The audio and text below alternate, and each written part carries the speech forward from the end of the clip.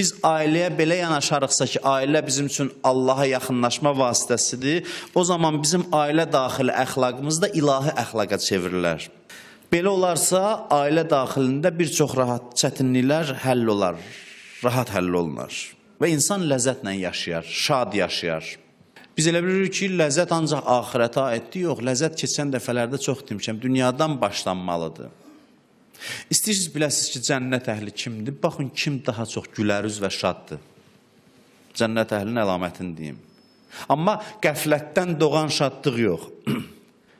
Və adam var, qəflətdən doğur, bilmir nə var, nə deyir, gülür, qəhqəhə çəkir, bilmir. Yox, təfəkkürdən doğan, mənəviyyatdan doğan şadlıq, ləzzət cənnətə getməyin əlamətidir.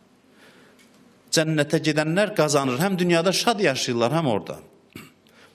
Burada da şad insanlar cənnət əhlidir. Üzünə baxırsan, görürsən, sevinc içindədir, bilirsən ki, bu cənnət əhlidir. Dünyadan başlanır onun şadlığı. Ailə qurarkən dediyi, o adamı seçirsən ki, ona ömür boyu xidmət eləyəcəksən, bu niyyətlə ayıraq.